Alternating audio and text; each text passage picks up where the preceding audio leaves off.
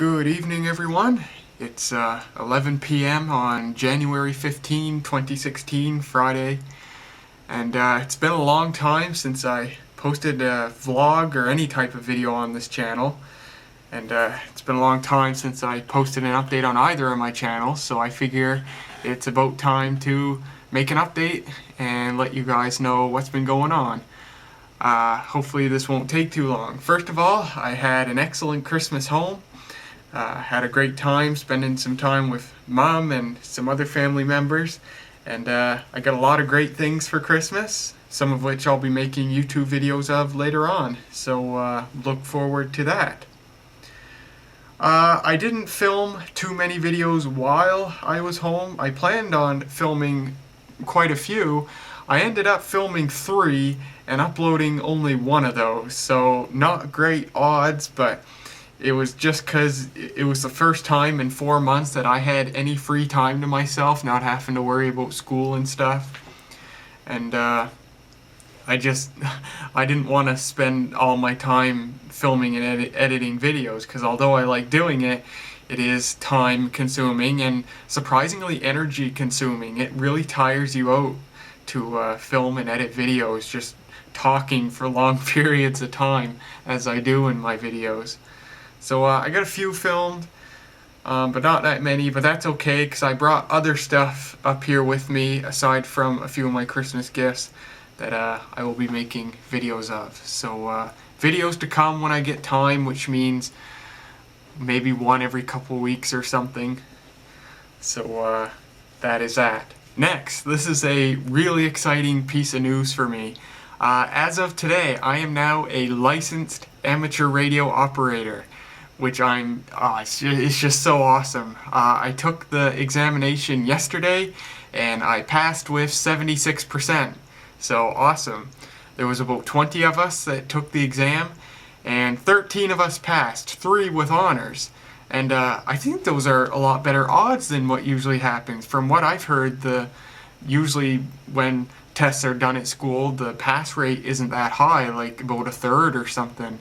But yeah, more than half of us, almost 2/3, passed this one. So that's actually, I think, better than usual. Cool. I was hoping I would do good enough to get honors so I could transmit on the HF amateur radio bands. Unfortunately, I didn't, but that's okay.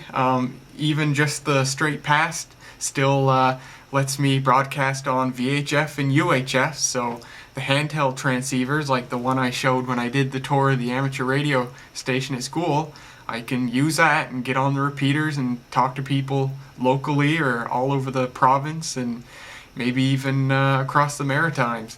So yeah, that's pretty sweet. So that was yesterday, and how it works is you get to choose your own call sign. There's a set prefix you have to use. The prefix here in the province of New Brunswick in Canada is VE9, but you get to choose the suffix, either 2 or 3 letters, and you obviously have to choose ones that aren't already in use. And you get to pick the 3 ones you'd like to have and submit it to them, and if the first one's free, you get the first one you chose. Other than that, they'll pick the next one down the list. And I got my primary call sign that I chose. It is VE9EN, so Victor Echo 9 Echo November. I chose the suffix EN because the letters themselves are quite short and easy to say, and the phonetics, Echo November, roll off the tongue quite nicely. So it's overall very easy and quick to pronounce either way. So that's why I chose that suffix, and I like it quite a bit. For the longest time, for weeks, I was actually set on VE9TA for the same reasons. But then about 15 minutes before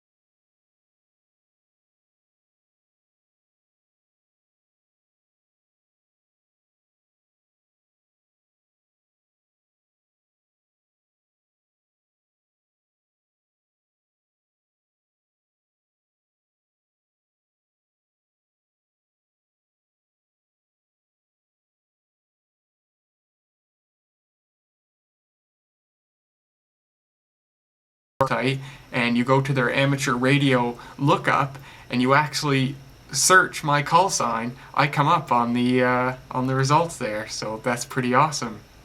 Tonight I went up to the radio station at school and decided to just go on the local repeater, see if I can make contact with anybody. I gave out my call sign every half hour or so, but no one was on the repeater. Everyone's off doing something else on this Friday night, not too surprising.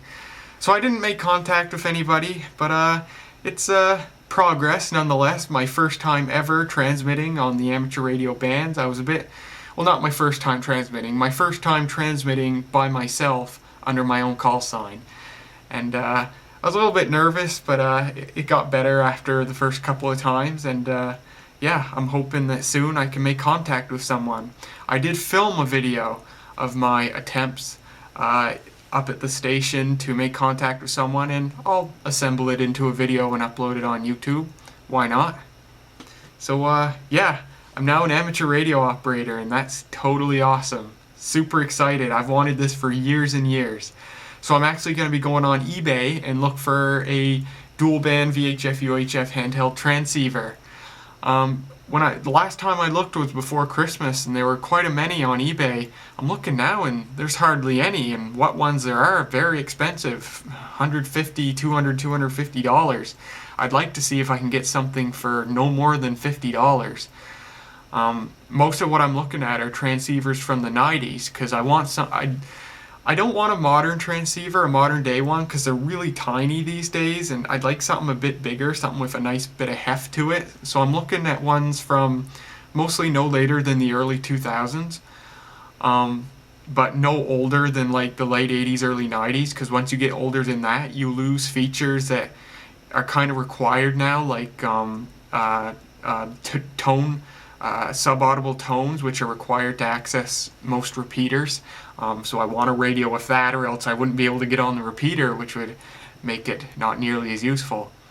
So yeah, basically a radio from the late 80s through to the early 2000s, that's what I'm looking for. And unfortunately they go for quite a lot of money because they're very good radios. Well, just about any amateur radio transceiver fetches quite a bit of money if it's a good working unit. But yeah, hopefully I come across something for an affordable price that's in good working condition. So there's the story on amateur radio. Well, the last thing I have to talk about is school. How'd I do in school last semester?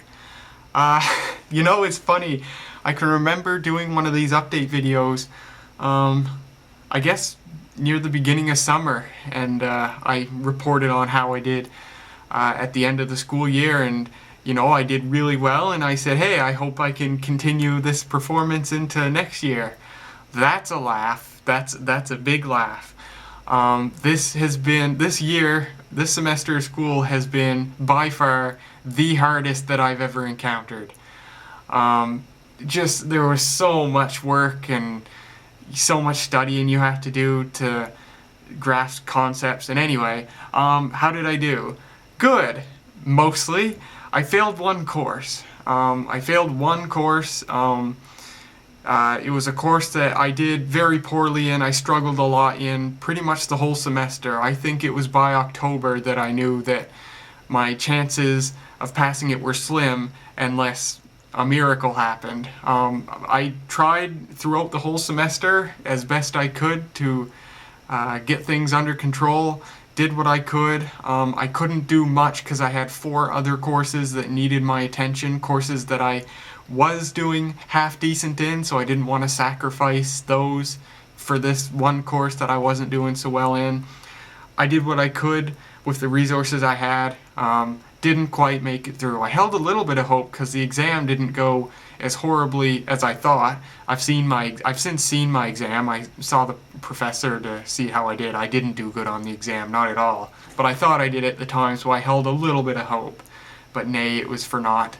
I'm okay with it though. It's not the earth-shattering experience that it was the first time I failed a course, when I failed 2 simultaneously in the same semester.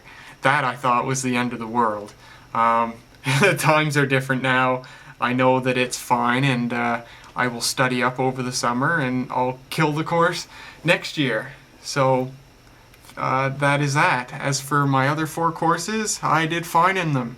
Mostly 3 B minuses and 1 C. So hey, it's a pass. And when you get to this point, sometimes that's really all you gotta hope for is a pass. But hey, I'm satisfied.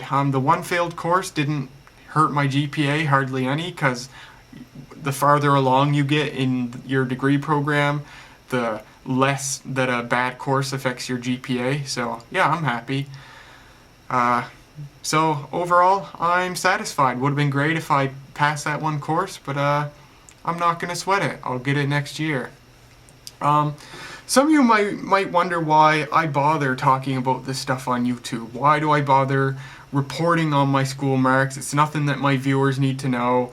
And, you know, why make something like a failed course public like this? And I think mostly the reason I do it is because I find that sometimes people on the internet unintentionally project a idealized version of their life onto their audience. And when that happens, it can lower the morale of your audience as far as how they feel about their own lives, because they start comparing themselves to you and they feel like they're inadequate when they see this idealized version of your life. And I do my best not to do that, because the truth is, I am a person just like you who has hopes and dreams, but who also has obstacles that I need to overcome to achieve those hopes and dreams. And my life has high points and it has low points. It's very much a roller coaster, like all of you and like everyone else on the internet. So I try to make sure I project a real version of my life, as real as is need to be, just to let you guys know that, like all of you, I'm human too. And what I hope to achieve by that is to let anyone who watches me know that if I can go through these ups and downs and in the end triumph, then you can too. You can overcome any obstacles that you face in life. So that's why I do that. So anyway, I think I've covered everything I wanted to talk about in this video. More videos to come, as always, eventually. And thanks for watching and listening, and I'll see you guys later. Oh yeah, one more thing. People have just been hounding me, asking if I'm gonna film a video of the Dell Inspiron 530 soon. It's got to be, by far, one of the most requested videos I've ever gotten here. The answer is yes. There will be another video of the Dell Inspiron 530. I have done massive upgrades to it, and it's been working just perfectly. It's now the best computer I've owned, the most powerful computer I've ever owned. It's been working wonderfully. There will be a video on it. When, I don't know, but there will be a video on it. So look forward to that.